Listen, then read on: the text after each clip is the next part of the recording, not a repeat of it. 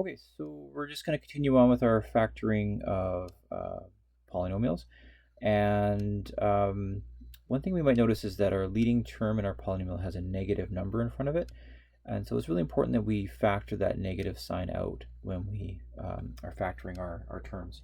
So for this first question, we're being asked to factor negative 5x squared minus 10.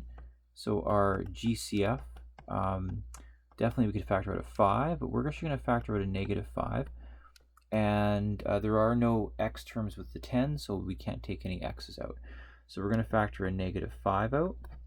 So that's the same thing as taking 5x squared, dividing it by negative 5, and then taking negative 10 and dividing it by negative 5.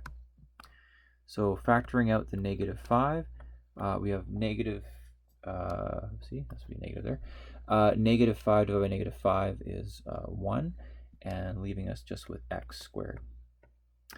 Now here we have 10 divided by 5, which is of course 2, but we have a negative number divided by another negative number, so we're going to get a positive sign in here.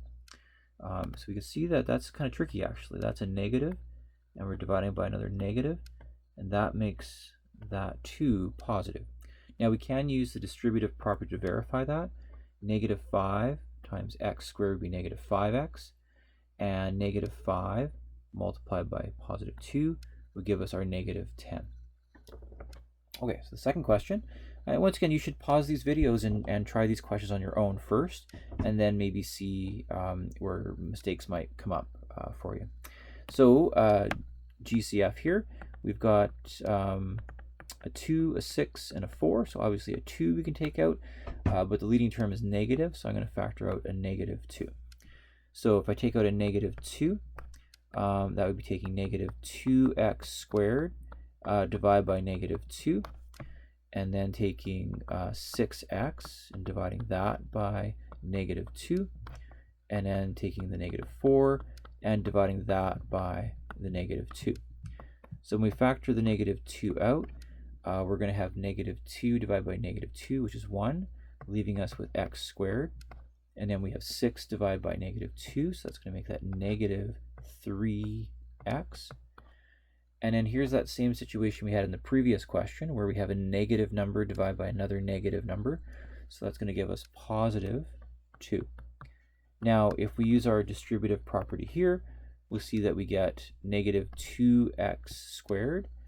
We get positive 6x, and then we get negative 4. Okay, so we have one last question to do, and this one's definitely a big one. We're going to look at the GCF first, and notice that our leading term is negative, so we'll be factoring a negative out. Now we have a 6, a 3, and a 12. So the greatest common factor as far as the numbers go would be 3. And we've got lots of x's and y's. We've got an x to the 4, x to the 2, x to the 4. So we'll factor out x to the 2 as the biggest x we can take from all 3 terms. And then we have a y squared, y cubed, and a y squared. So we can definitely factor out a y squared here. So I'm going to save a little bit of room here, and I'm going to factor out the negative 3x squared y squared. Put my bracket here. And now I'm going to divide each of these terms by the GCF. So dividing by negative 3x squared y squared. So we do that for every single term here. So dividing by negative 3x squared y squared. So in the first example, we have a negative divided by a negative, which is positive. 6 divided by 3 is 2. We have x to the 4 over x to the 2, so x to the 2. Then we have y squared divided by y squared, which would be 1. Then we have another negative divided by a negative, which is positive. And now with 3's would cancel. X squared over x squared, they would cancel. And we have a y cubed over a y squared, so we're left with 1y.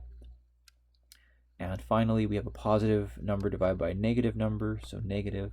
12 divided by 3 is 4. X to the 4 divided by x to the 2 leaves us with 2 x's, so x squared.